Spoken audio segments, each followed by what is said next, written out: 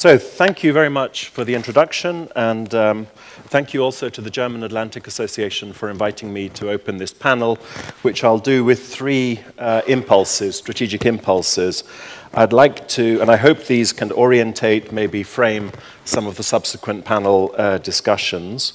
I'd like firstly to look at the issue of Russian victory. It's difficult to see what Russian victory is 3 days into it's meant to be a 3-day operation, and we're 600 plus days into that operation. So it's more about Russian stability, internal stability, and game changers. The second impulse will be to look at Ukrainian victory, a theory of victory, military victory, but also security, balancing guns and butter, the present with the future. And lastly, to look at the implications for the West, particularly NATO. As I only have 10 minutes, and I'll stick to the 10 minutes, I'll go through quite quickly. And as I said, I hope these ideas are thought-provoking, help orientate and stimulate the subsequent panel. The first real question isn't so much what does Russian victory look like, where Russia enters a war with no escalation strategy and now really has a policy of ruin and despoilation, trying to show that Ukraine isn't economically viable. A key assumption was that war Putinism would stabilize Russia, that Putin can use a special military operation to control the elite and society. But we saw on the 24th of June, Putin went on television at 9 in the morning, Central European time, and talked of 1917, talked of 5 years of civil war, as Prigozhin with a reinforced brigade marched from Rostov to Moscow. This looked like a rebellion. It was a rebellion, in fact, an uprising. We've seen also Dagestan riots just recently. In other words, could we argue that the war creates, or Prigozhin and Dagestan, these are symptoms of an underlying fundamental dysfunctionality in Russia, that the longer the war, the more destabilized Russia becomes. The risks then of a protracted conflict are escalation, regime change, political system change, perhaps in Russia. The smuta of 1604, rather than necessarily the revolution of October 1917. On the other hand, though, an argument is made that actually the war does stabilize Russia. War oligarchs, for example, operating in the occupied territories in Ukraine, can enter this limited access order that constitutes the Russian elite, that society and the elites can adjust and adapt, and are having to adjust and adapt to the war itself, and Putin is able to create incentives to bring the population and the elite with him. These are not obviously mutually exclusive. You can have, what I think, I see at least, is you have mini crises, a dip, a new stability plateau, some months later another mini crisis, and that Putin is going into each crisis with fewer resources, less legitimacy, his coercive financial capabilities are less to meet the next crisis. We've heard from the Clausewitz Society, it makes me think we've heard of game changers. Possibly what could the game changers be? Could it be new weapon systems, F-16s for example, or the minister talked of Taurus systems.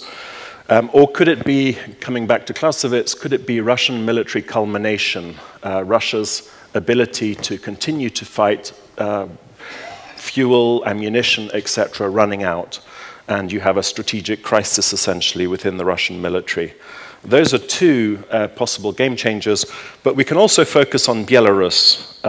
Belarus, perhaps, Russia would stop subjugating Ukraine if the prospect of Belarus's strategic reorientation towards the West was on the cards. So that's one possible game changer.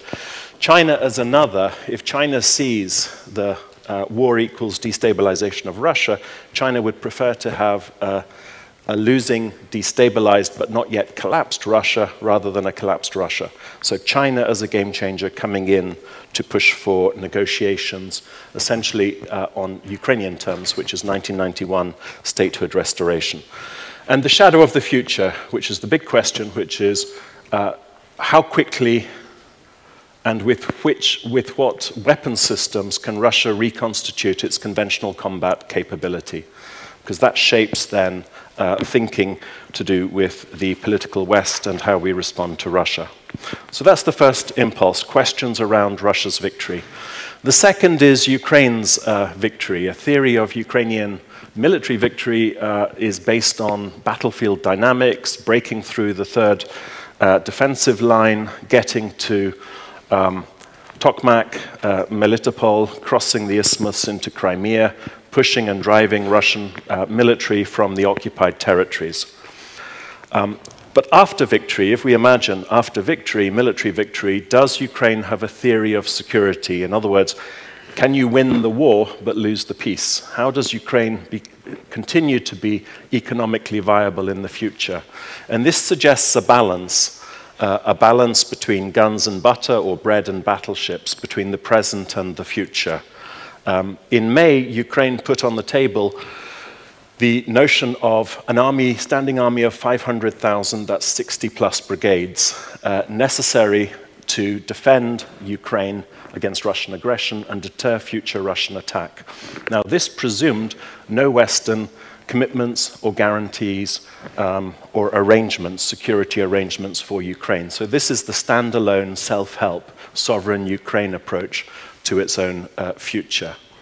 But we can ask, is this financially stable? Does Ukraine win the battle but lose the peace, as I said? It's interesting to look at Poland, which aspires to go to 300,000 standing army. Poland has a population of 40 million versus Ukraine's 36 million, and in 2021 a GDP 3 times the size of Ukraine.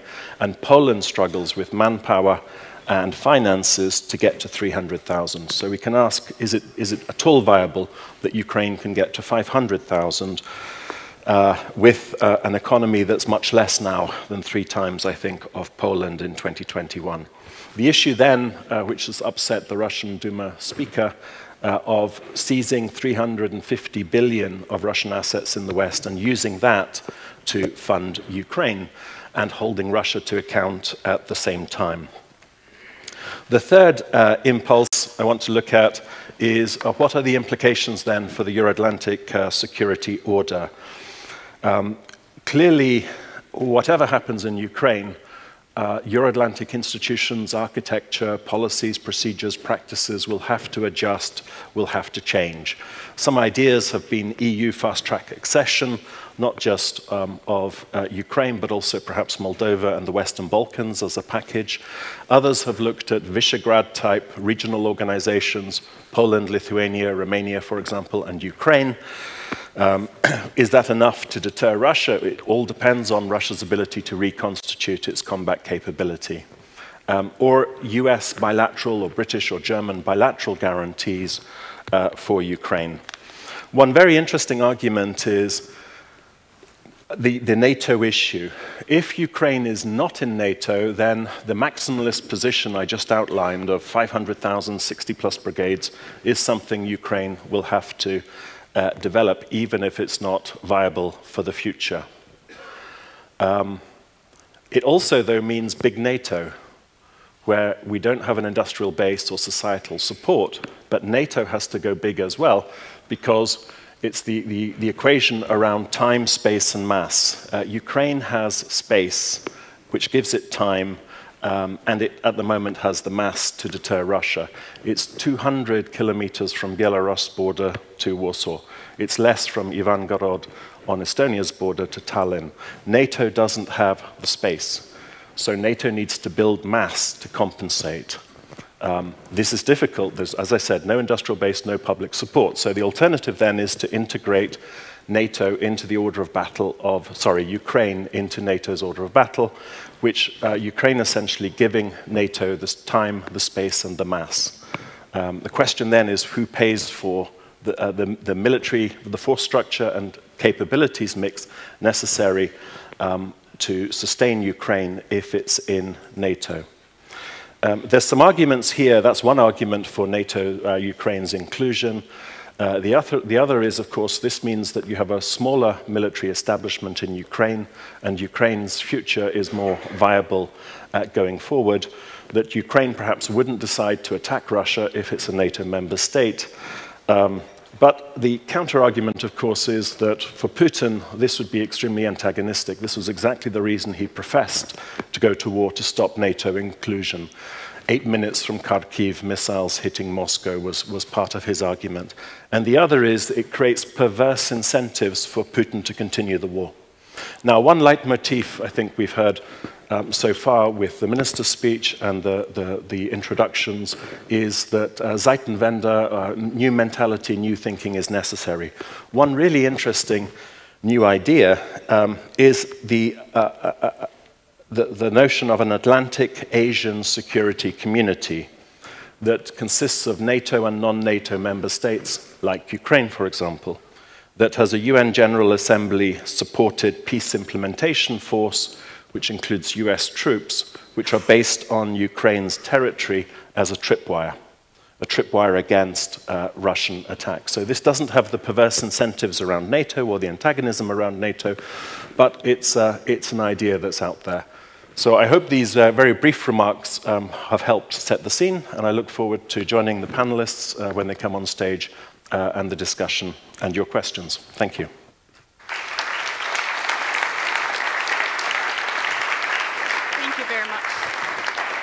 Thank you very much, Graeme. Please take a seat already. Thank you for your impulse. That is actually exactly the few bullet points I want to go into in our discussion now. For the panel, I'd like to ask on stage Botschafter Oleksii Makeiev. Thank you very much. Und Frau Professor Dr. Gwendolyn Sasse und Frau Abgeordnete Serap Güler. Bitte kommen Sie zu mir. Botschafter, setzen Sie sich gerne hier hin. Frau Sasse, gerne hier.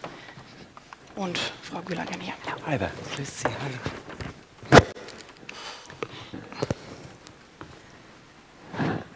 Herzlichen Dank. Russlands. Thank you very much. Russia's war, Putin's goals, a threat for the whole of Europe. Dr. Hurd, thank you for this introduction, which gives us basically a good basis for our discussion. So what is the situation like and how is it evolving in Ukraine and how can we in the West react? So before we start with our discussions, let me point out the following. The panel is going to be in German mostly. Graeme's inputs will be in English and I will an unsolicited comment, barking in the background, okay.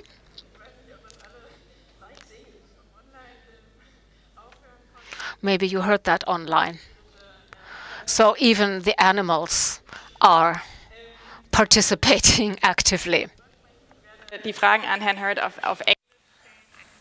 You can pose your questions online in German and I will forward them in English. Of course, you can pose your questions here. We have microphones here in our room here, and yes, basically, who are our participants in our panel?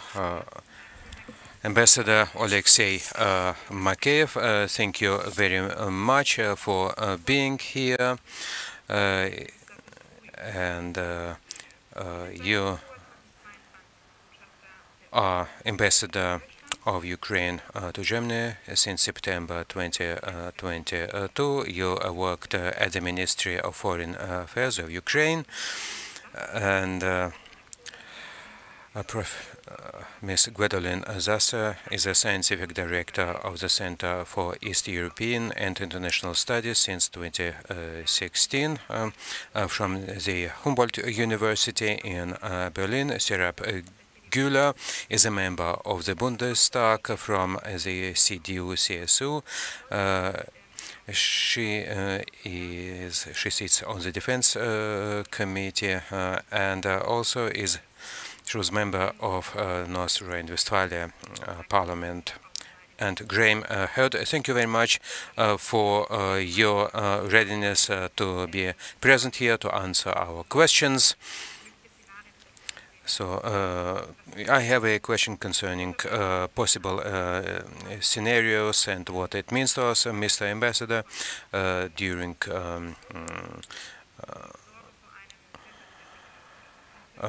the presentation by Graeme heard and from Minister Pistorius.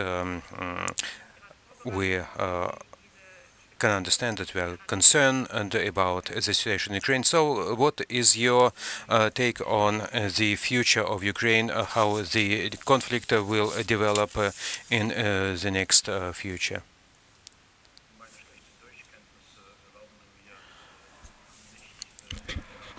My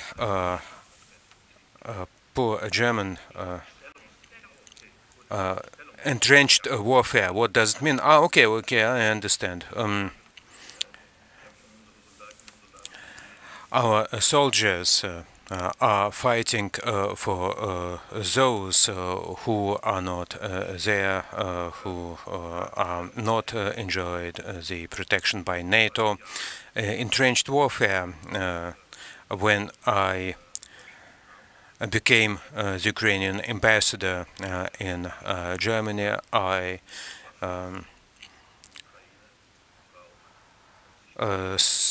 engaged in the dialogue as to what weapons are needed in order to protect our territory. It took quite some time before the decision was made to supply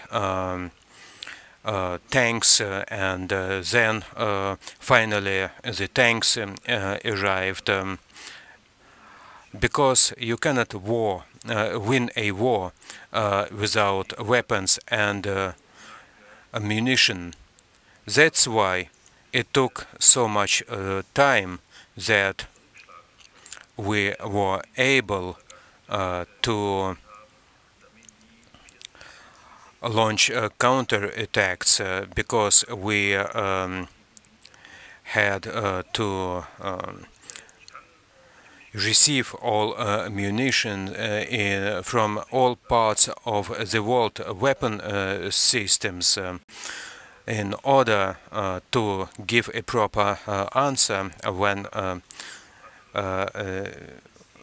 the defense minister Pistorius talked about air defense systems like Patriot, and today in the morning I woke up and my friend from Odessa told me that the art museum of Odessa had been hit by Russian missiles in the center of Odessa, and just imagine how many air defense systems we received from the West.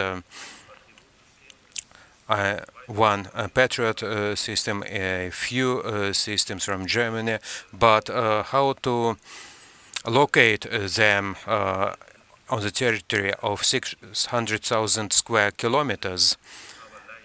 Of course, it's good to wage war, but it's unfortunately not enough.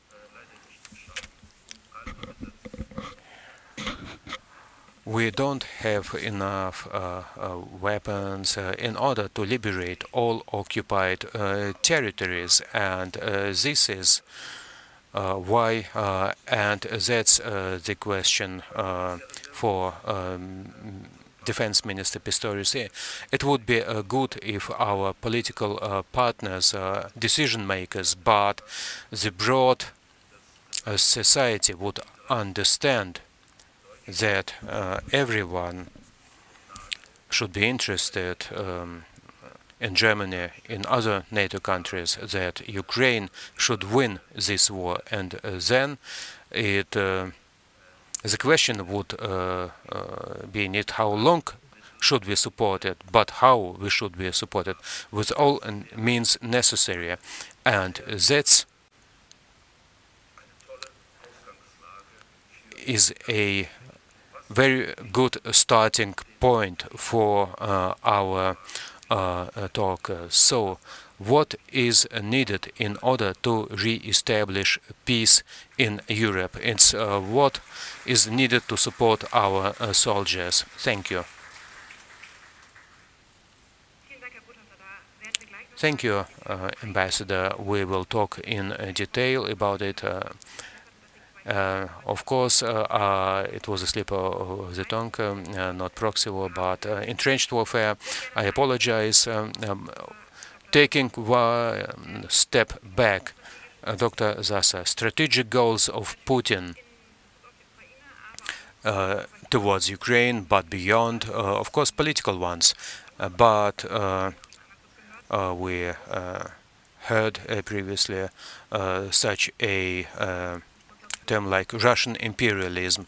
So we need to understand what we are talking about. Imperialism in the West, we are not used anymore to think about it. We talk about imperialistic legacy, and we understand why Russia is sometimes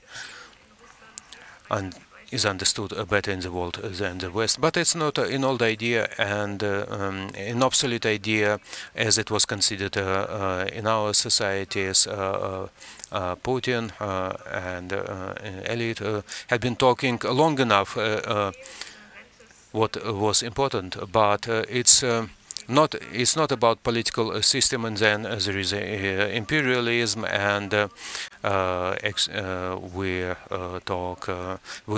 can hear it from Putin in his speeches. It's one part of the totalitarian system in Russia, and it's not. This system is based not only on one individual or maybe a small political elite. It's a part of a political system, and maybe it's enshrined in Russian society. And this imperial idea in history was used as a political resource, and it is projected on the future. And this idea is not be abolished, couldn't be gotten rid of so fast. What are the criteria? We don't know it. No one could have imagined such a large-scale war of Russia against Ukraine, though this war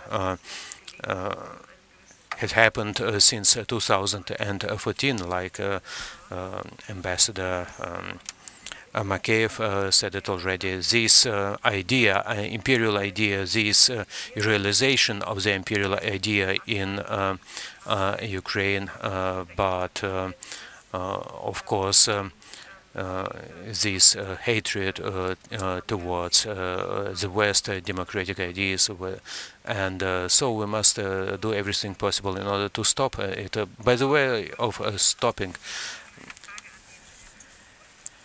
Ms. Güler,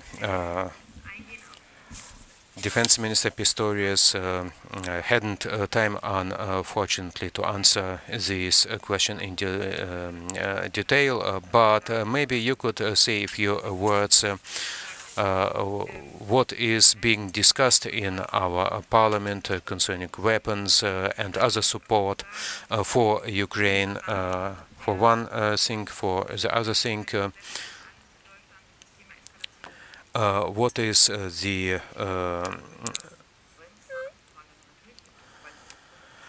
concern about the possible escalation, and in our society, of course, what is the border? What is the limit? The limit we had set for ourselves, that no German soldiers should be sent to Ukraine. But it means at the same time that we provide everything which is possible to support Ukraine. And it's not only, as Ambassador said it, it's important not only for Ukraine, but it's important for our freedom if we understand it, this, and if at the same time we say that we cannot send our soldiers, then we should provide everything necessary for Ukraine. I believe it was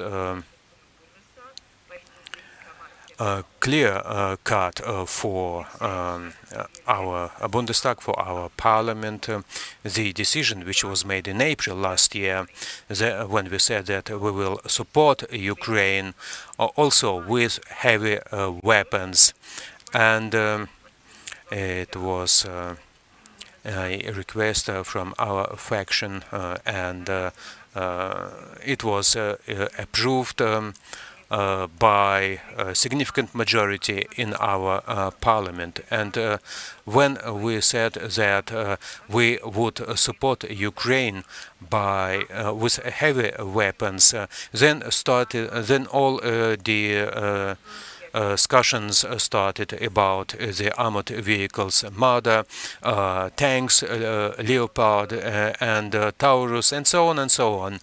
And this discussion is very hard to lead. Again and again we start talking about new weapon systems and concerning escalation and discussions towards the escalation. It's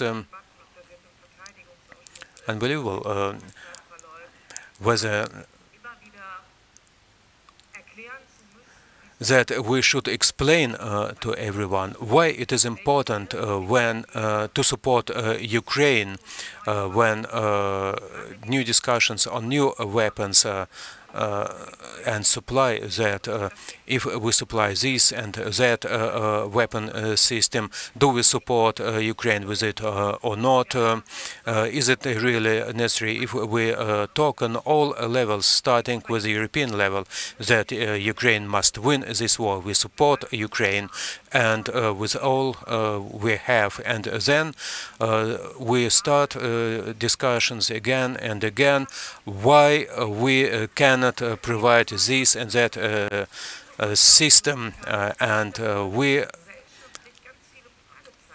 undermine our credibility. So, do you support Ukraine or not? And why cannot we supply Taurus missiles? It could result in escalation, and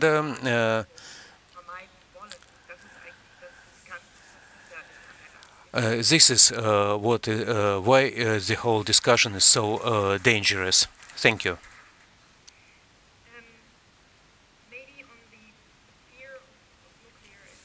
Or escalation in general. Now we had the nuclear escalation before. Graeme, Dr. Hurt, can you say a word on Russia's nuclear strategy and the likelihood or the reason behind that fear of escalation? Yeah, I think according to Russian nuclear doctrine, it doesn't envisage a first strike against a conventionally armed Ukraine, for example. It imagines it has been attacked, although propaganda says Ukraine attacked Russia. The reality is, of course, full-scale multi-axis attack on the 24th of February 2022 by Russia on Ukraine.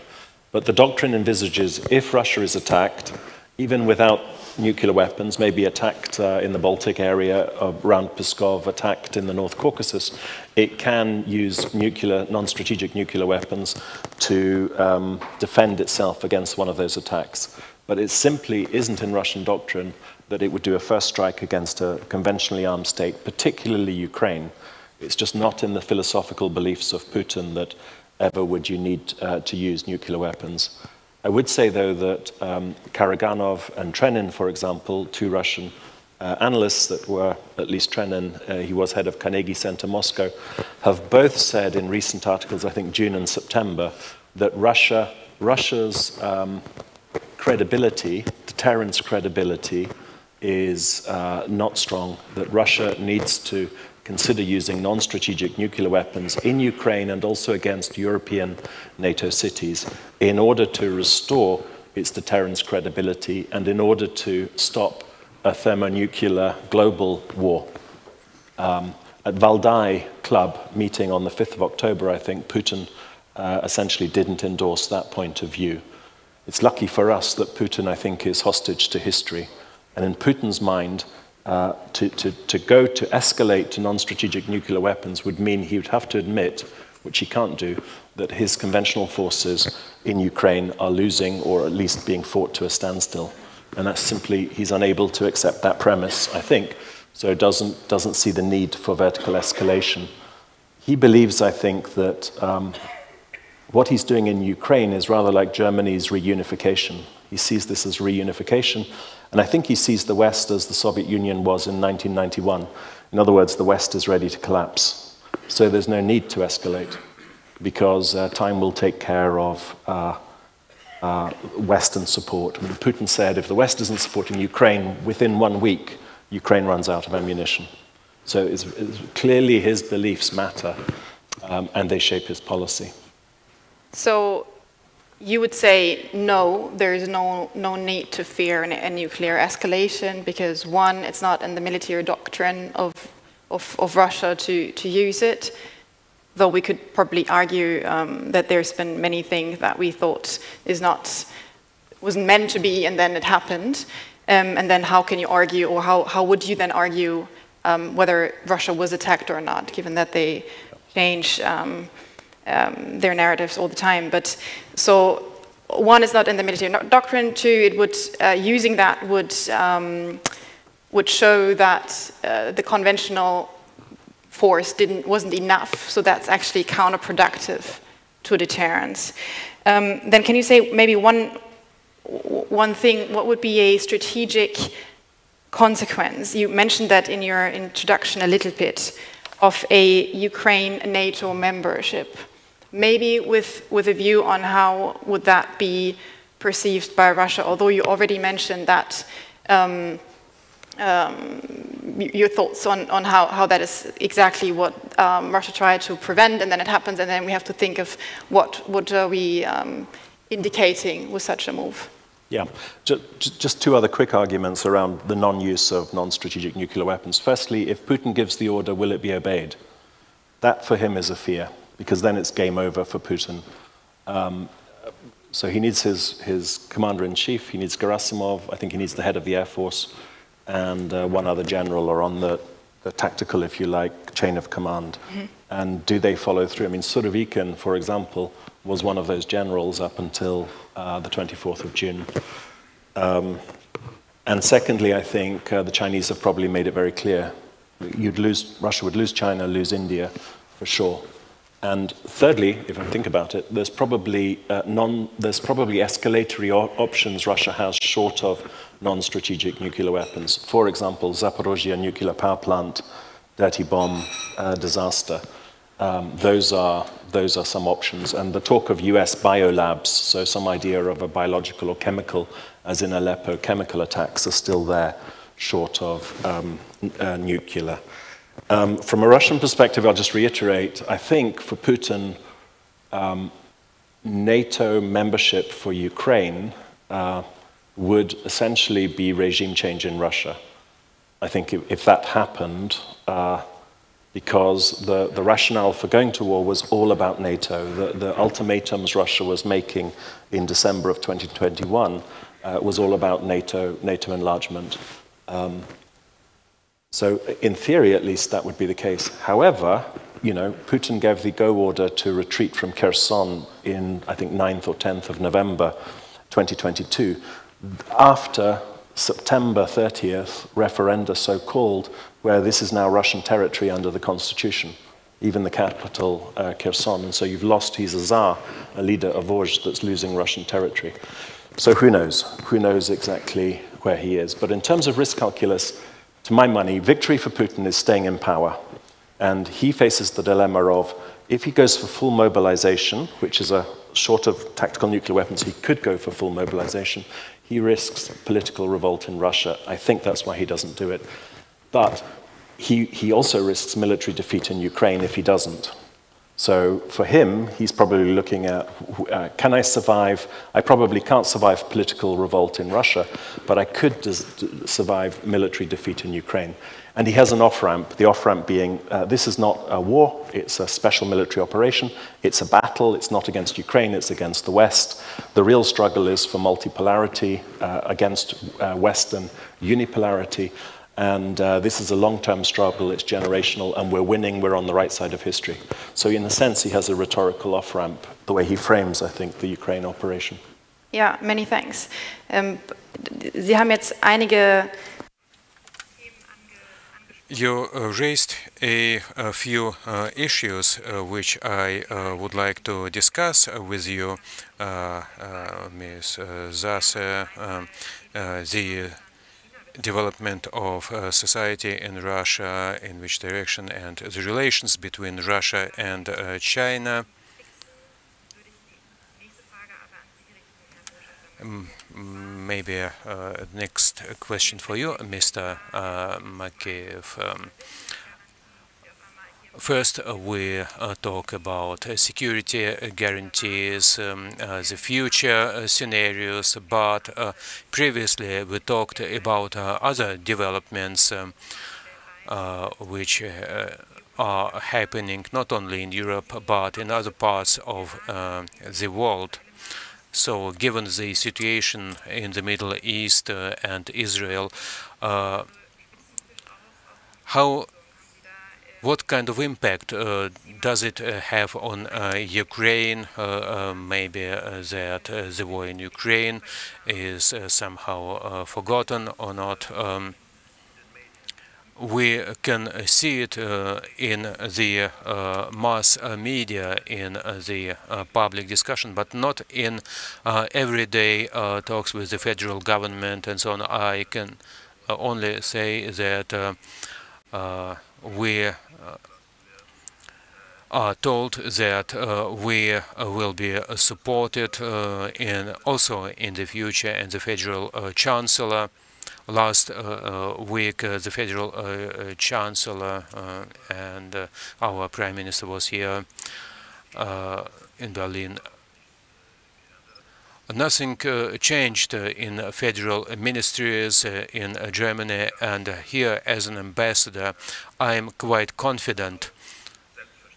It's of course, the mass media are paying more attention to what's going on in Israel and Gaza Strip.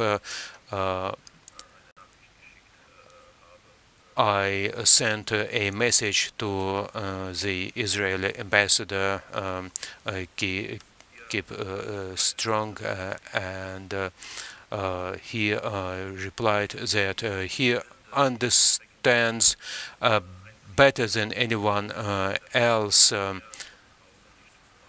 what we are going through, and the live pictures which I saw in Ukraine, missiles hitting our soil, and you mentioned security guarantees for further discussions. We in Ukraine understood that there is no better security guarantee than an army which is fit for war, and NATO. There is nothing better in order to feel in security. Thank you.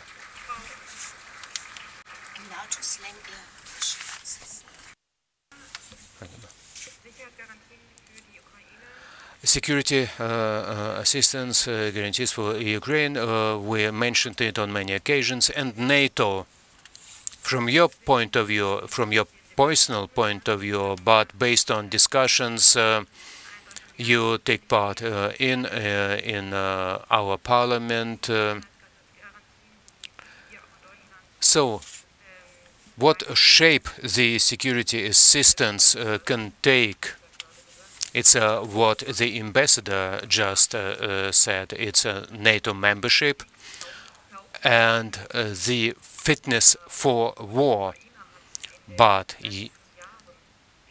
last years Ukraine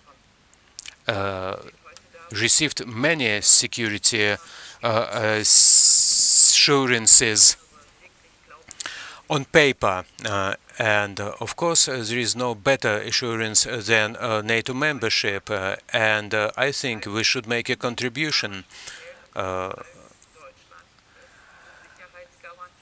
as Germany, because it's the only, I believe, the security assurance, it's the must be implemented as soon as possible, because paper is very patient, and in all those years we all could see how patient the paper can be. We know that Russia also gave some security assurances, and we all know what they meant in reality, especially towards Ukraine. Concerning the situation in Israel, and of course I completely agree that there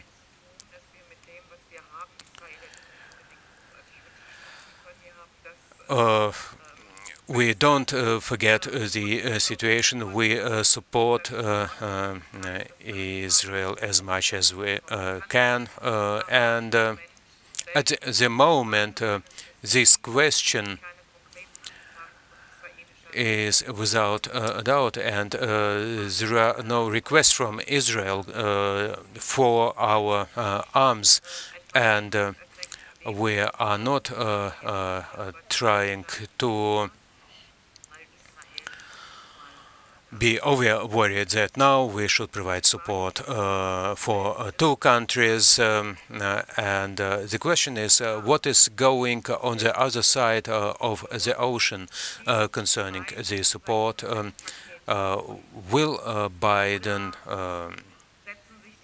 receive the package of aid he requested in full or not, and if not, then will be in position to fill this gap, because we in Germany are those who provide the biggest support, both humanitarian and military supplies, of course, with a big gap behind the United States. It's quite evident, but if there is a gap, which I hope will not emerge, but given the current situation, we shouldn't forget it, and we should keep this possibility in mind. But will we be able,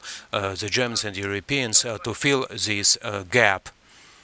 And for more over a year, we have been saying since the speech by our Federal Chancellor that we should scale up the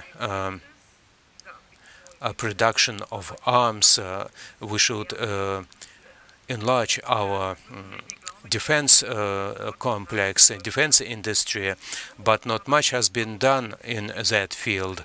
But not only with regard to Ukraine, but with the question as to what we should do more in the future, because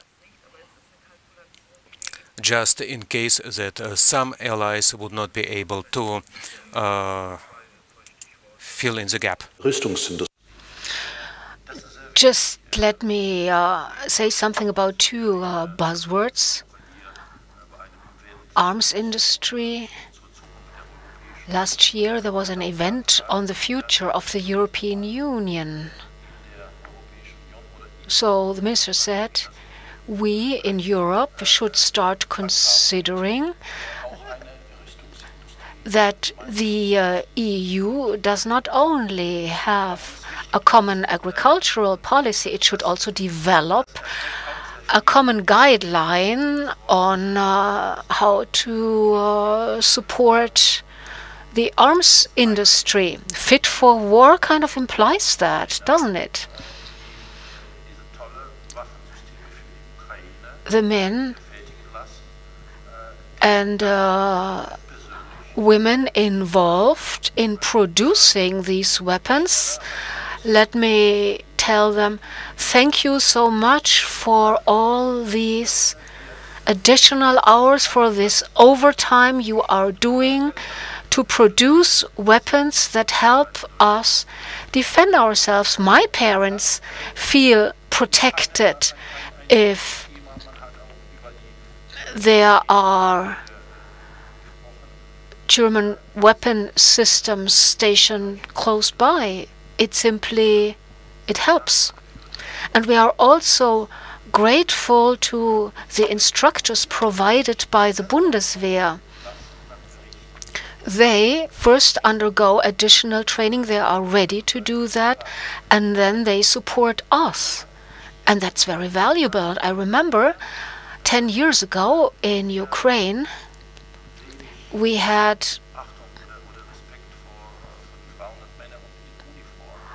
did not really have a lot of respect for the women and men in uniform, but today we say hi and put a hand to our heart. Thank you for the service you are doing. And I think more respect for the people in uniform, that would be a good thing for all democracies. Be grateful to your soldiers, to the women and men in uniform. They are doing a lot, and they're doing a lot for us in Ukraine to support us.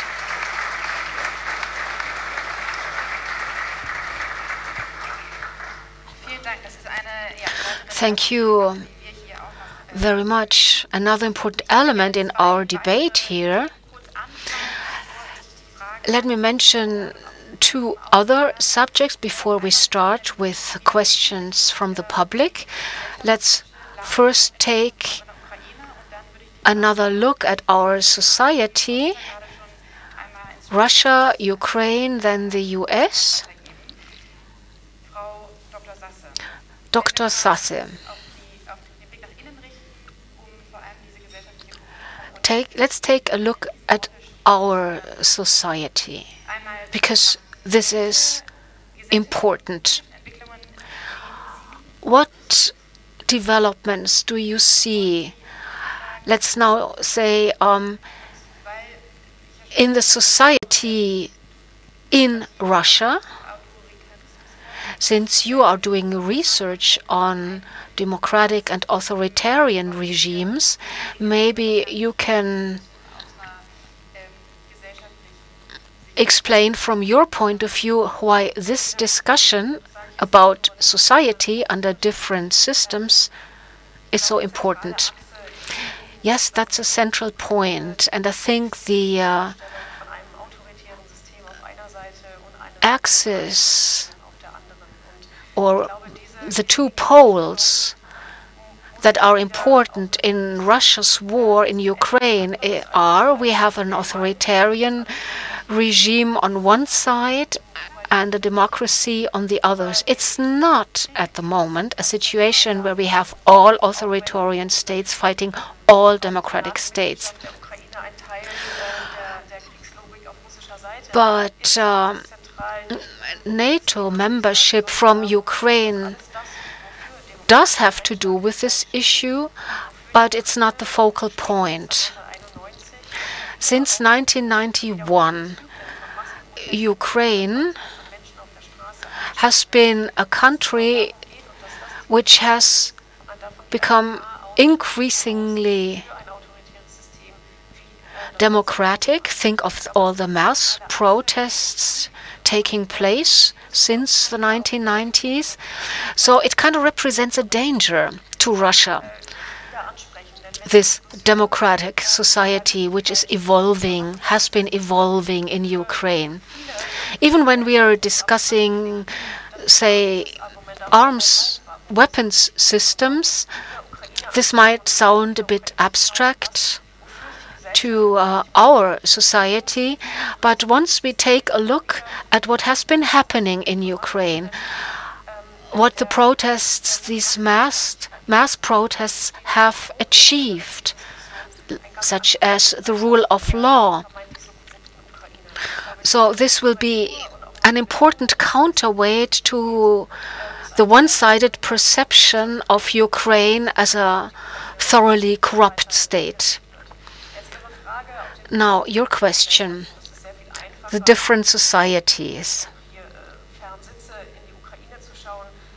It is, of course, easier to draw conclusions on what is going on in the society in Ukraine, in an authoritarian state, particularly when that state is at war. This is more difficult, so it's somewhat easier to say something about Ukraine.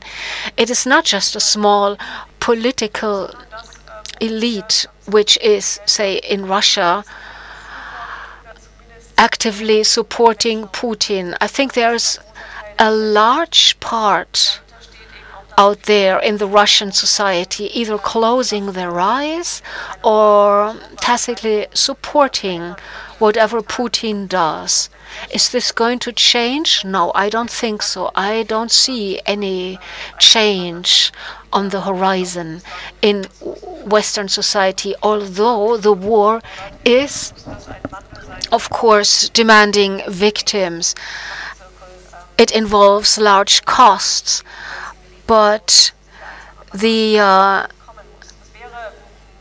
elites have not sent any signals yet about like changing their minds. Yes, it is possible to imagine Russia without Putin, but a thoroughly democratic Russia right now or in the near future, I don't see it coming. There is this hope, but let's not adhere to illusions. When we look at Ukraine, well, the Ukrainians know what they're fighting for. Their survival, their society, their state, their country is at risk. And this has not just started in February 22.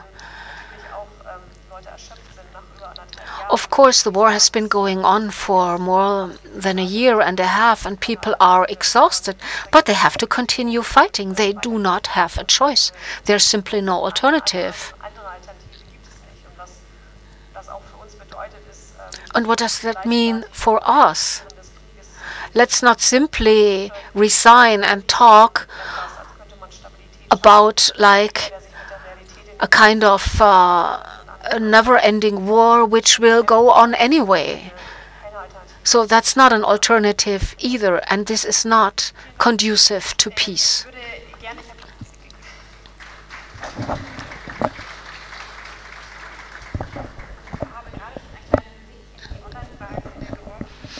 I just took a look at the online questions, and there is one which I meant to ask you, Dr. Hurt, so I will do that. And then please walk up to the microphones in case you have a question or a comment. We will start our Q&A period soon. The US as one critical influencing factor when we talk about following the next year and the support of the West and European security architecture. And there's a question also online. So actually I want to give that back to you. Can you give us a brief overview of the transatlantic realm of this whole debate and how the elections next year will impact or not whatever we in Europe do or have to do to support Ukraine going forward? And then the question is more specific online from Annika Meester, who said, what if the next US president has again this American first strategy and I'll do this a little bit more than what she says. What if they somehow look away from Europe? What does it do to the specific context in Ukraine? What is the impact on NATO? Right, well, thank you for the question and the online question as well. So recent developments, I guess, since Gaza, 7th of October, there's been a new Republican House Speaker, Speaker Johnson, and he's looked to de-link Ukrainian funding from, or Israeli funding. It's highly likely that former President Trump will be the Republican nominee. He seems to be about 40 percentage points ahead of any rival. And according to those advisors around Trump in his first-term presidency, if he gets a second-term presidency, he was likely to have broken NATO. That seemed to be the implication. And if the operational center of gravity of the political West is the Berlin, DC, Washington, DC axis, so a really good working relationship between Washington and Germany, you know, obviously, don't quote me on this, but I think the implications are if Trump goes for America first, as he did before, and essentially picks up where he left off, it's not clear that the administration will have guardrails to be able to protect, so, you know, NATO. So in the first-time administration, you had President Trump saying certain things and the administration doing other things. And there was, if not clear blue water, there was a difference between the two. It's not clear that that would be the case in a second term. But it's not clear, you know, if there's a China invasion of Taiwan, for example, or other contingencies, irrespective of the president in the US, that could change US policy towards, you know, the centrality of NATO versus the San Francisco Treaty system in the Asia-Pacific. Because I think US has, whichever president, an Asia-first policy as well. And China is the near-peer competitor. And there's some interesting articles looking at, you know, even if Russia had victory, whatever that means, in Ukraine, in the great scheme of things, terrible for Ukraine, obviously, but doesn't change global balance of power, whereas something to do with China potentially could. What's it mean for Europe? Just as Ukraine has to think in worst-case scenarios for self-help, sovereign Ukraine solutions to Ukraine problems, then Europe will have to do the same. Okay. So, you know, a European response, and how does that offset the lack of US support, coordination, guidance, etc., particularly arms supplies? Thank you. Okay. Thank you. Das spielt dann wieder darauf zurück, was Sie jetzt auch schon. And this fits in with what you said. The European arms industry, how to prepare to the new and adapt to the new political landscape. The first question from the public, and please specify who your question goes to.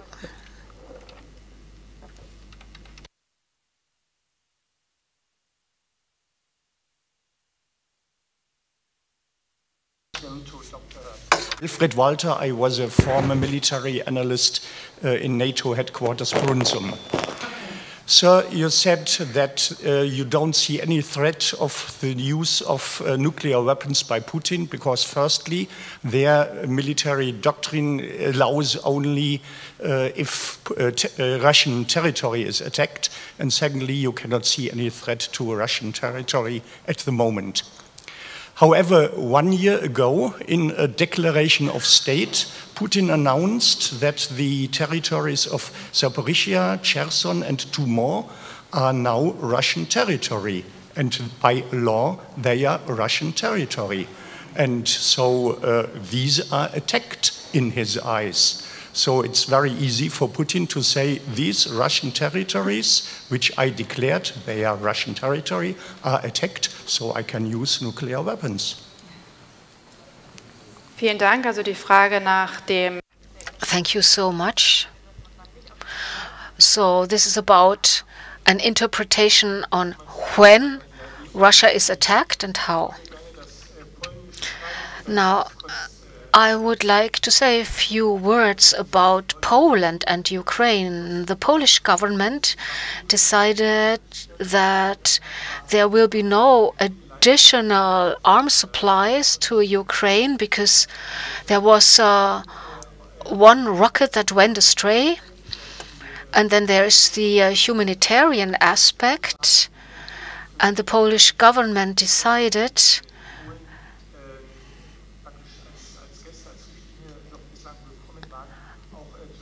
to cut down on support for Ukrainian refugees in Poland. So far they had been welcome. And I remember the Potsdam Conference in 1945 when the western border of the Soviet Union was moved, that cut off part of Poland's territory. And does that have an impact on today's situation?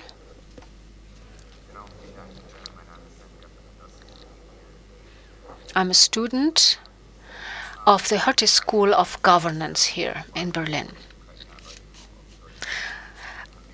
I would like to know something about Ukraine and Germany's foreign policy. If Russia starts destabilizing, are we, as a NATO member, as the Federal Republic of Germany, prepared for that? It seems that Russian society at large is in favor of the war, and Ukraine may be even more adamant about it than the Russian government. And let me add another question online. Countries have a very responsible, risk-reducing mindset in the employment of nuclear weapons, das geht in dieselbe Richtung, and avoid it at all costs. However, Russia and China may have interest in employing in a calculated manner. How do we make it a taboo for everyone? Das geht in die Richtung nukleare Rüstungskontrolle. Ich würde diese 4 Fragen vielleicht einmal ganz kurz an das Panel zurückgeben, bevor ich... So, let me sum up, Graeme. How the fact that Russia interprets territory in its own way, whether that can or cannot, or may justify, anyways, the use of a nuclear weapon.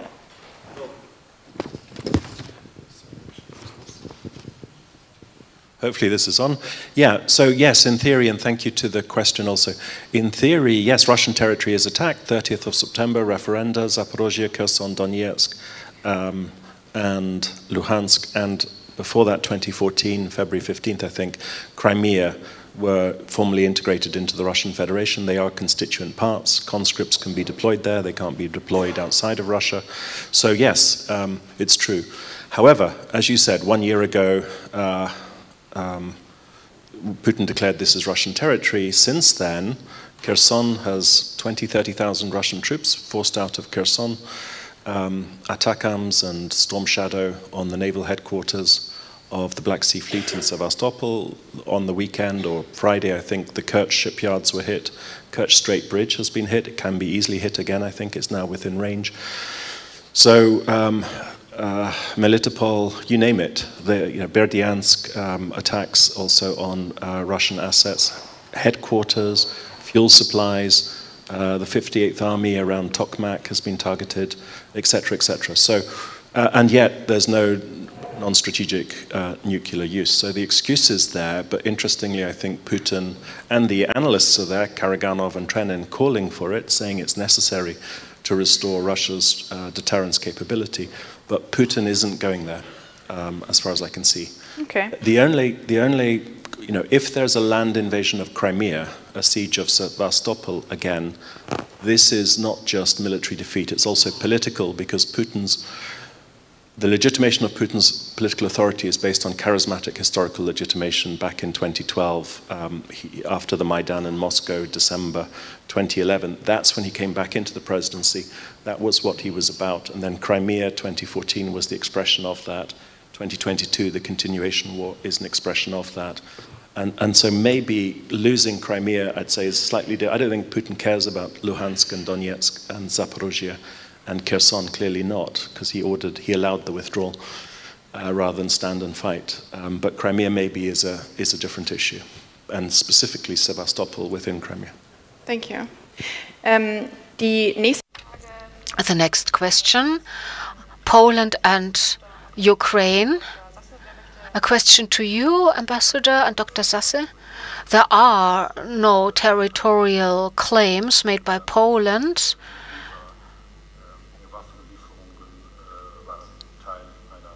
And all these statements about arms supplies, well, this was part of an election campaign. Poland remains a very important partner and continues to supply arms, and all the Ukrainians who found shelter in Europe, well, they have received a warm welcome in Poland with open arms. So Poland has been a very steadfast supporter. And I think this will continue. Professor Sasse, your take on that. I agree with what the ambassador said. Poland and Ukraine are a good example of how, over years and decades, two countries have handled issues from the past with an impact on their societies and political elites. And I see more continuity than disruptions. You said, Ambassador, this was part of an election campaign, but still it got mentioned. So there was an issue about maybe blocking wheat exports from Ukraine. So these subjects do get instrumentalized.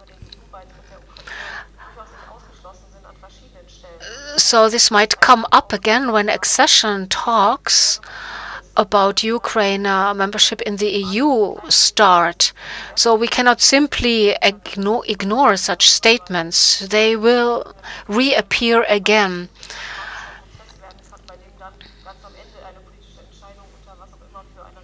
So we will see what the accession talks will lead to and what this will mean for Europe. The NATO and Germany, maybe this question should go to you, Ms. Güler. Are we prepared for a breakdown of the Russian regime? We have tried to prepare for different scenarios. Now, let's say things change in Russia. What would you say? Are we prepared for that? Well, it is something we cannot ignore. It's part of the complex scenario, although it is not very likely. Ms. Sasse just confirmed this. Well, we thought in the beginning it's just Putin and his inner circle. They started the war and kept it alive and were never criticized. No, that's not really the whole picture. 2/3 of the society at large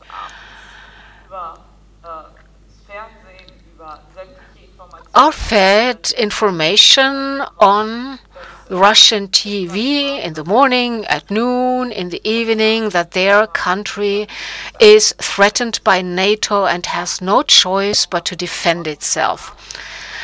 And if you hear that non-stop, or at least 3 times a day, at some point this will worm its way into your head. Then you might end up thinking, yes, we need to protect ourselves, we need to defend ourselves.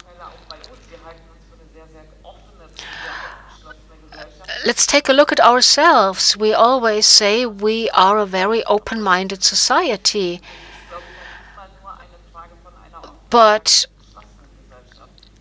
now look at what Hamas is doing and what their propaganda looks like.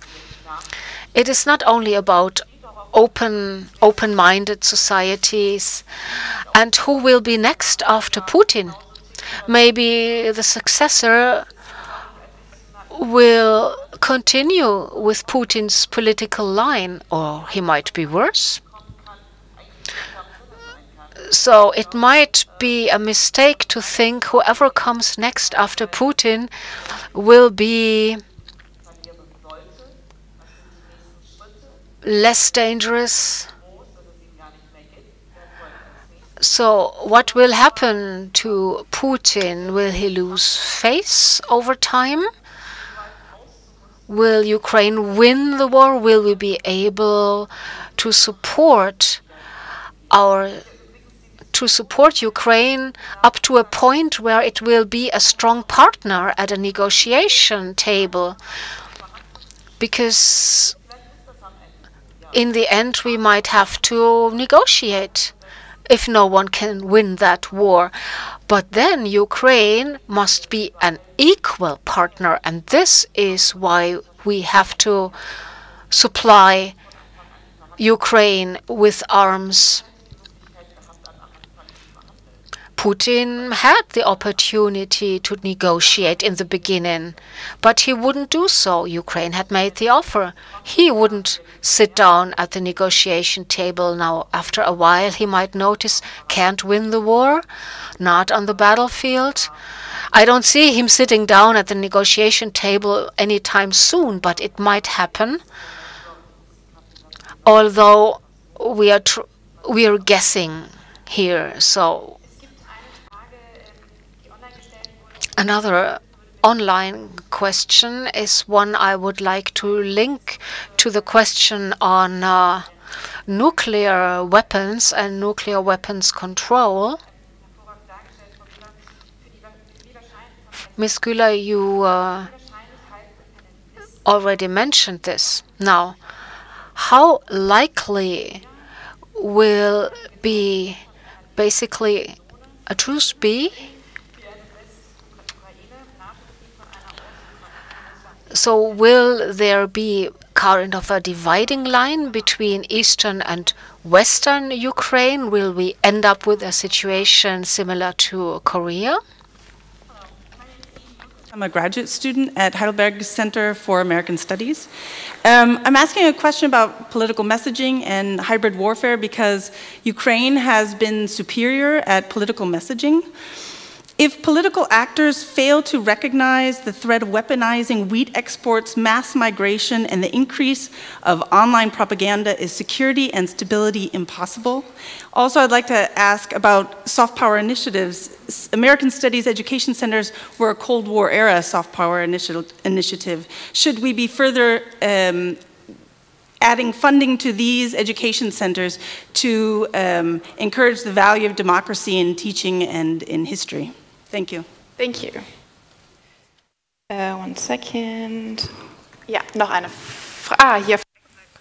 One more question from right side.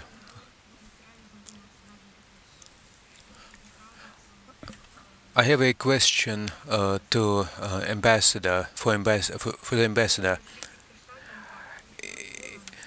Not only Poland, but also Slovakia stopped arms supplies to Ukraine.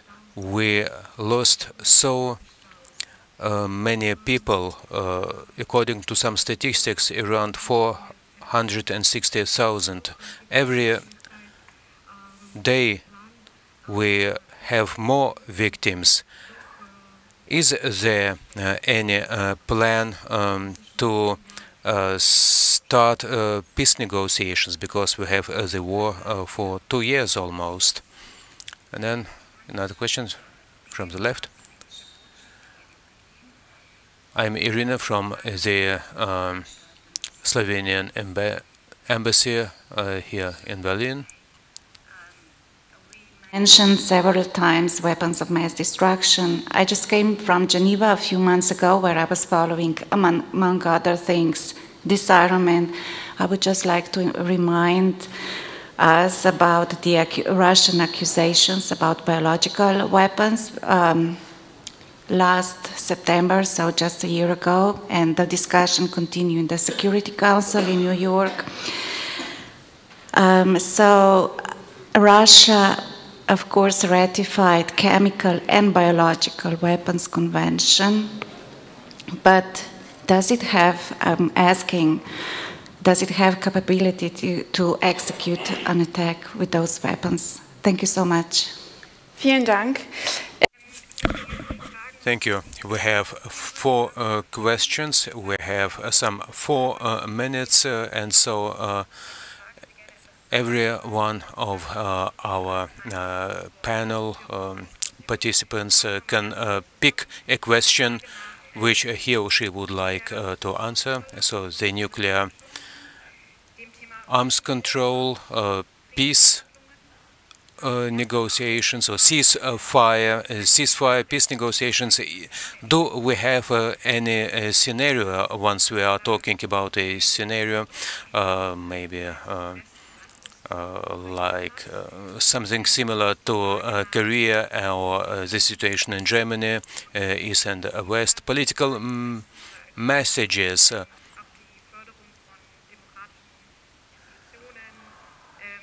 concerning the strengthening or development of democratic institutions, maybe political education. We'll start from my left. Yeah. Maybe I'll answer the history question, because I was a historian looking at mercenaries from Scotland in Russia in the 17th century. That's how I started. Certainly, I think bad history equals bad policy. In other words, if you misunderstand history or try and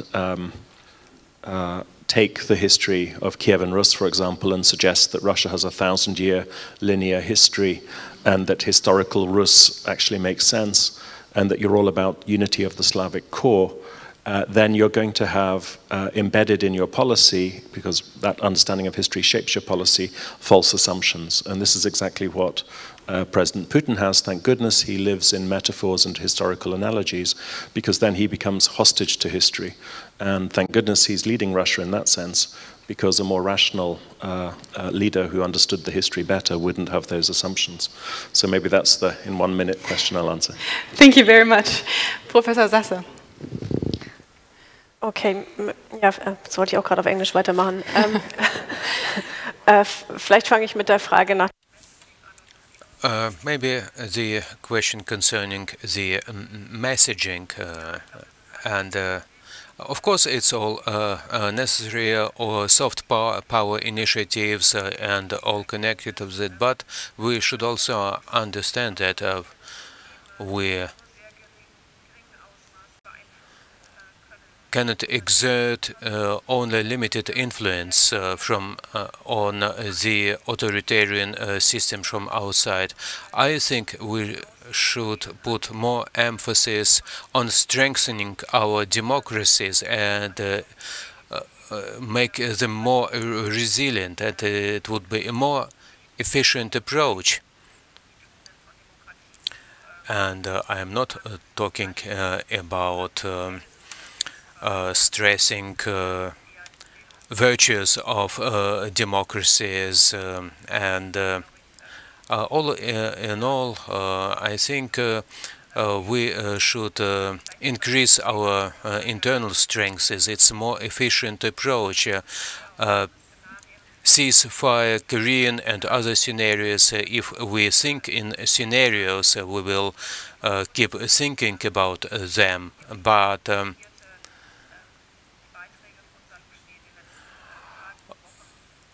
coming back to the interview by Zaluzhny, we can read various statements from different points of view, and I understood his interview in such a way that there is a window of opportunity, and we should concentrate our efforts, political, humanitarian, civilian ones, and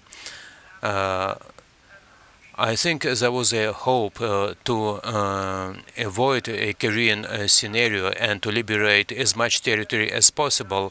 At least I understood it in this way. But if it's understood differently, it's worrisome. So negotiations or ceasefire. Since last year, we had around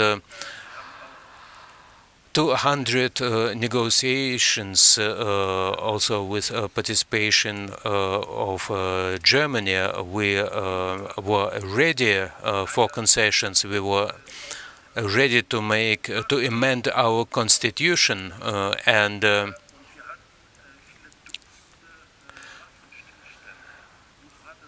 we had dozens of ceasefires. So what do we have now? 20% of our territory is still occupied by Russia, and after every round of negotiations, after every ceasefire, Russia keeps occupying more territories. Such incidents like in Bucha happened, and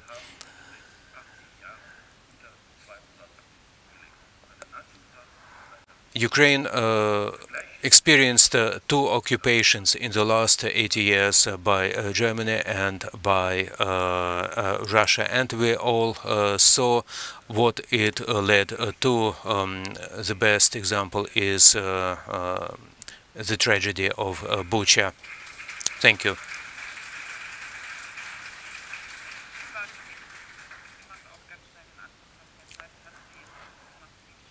Given our schedule, of course, it's a hybrid warfare, and I also wanted to talk about messaging, and we were not ready for hybrid warfare, neither from political nor military nor societal point of view, and it's informational cricket. Happens in various domains, like what is going in the cyber fear, mass migration, and so on and so on. We are thinking in the right direction if we talk about the networked security, and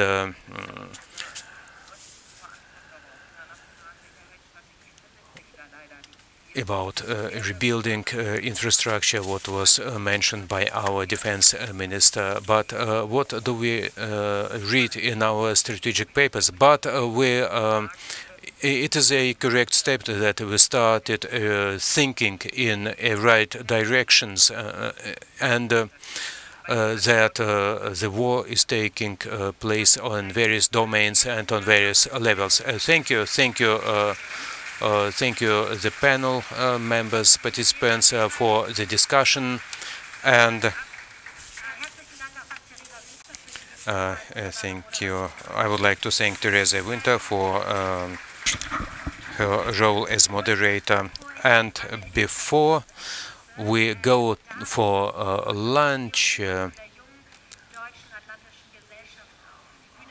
I would like to invite a young representative,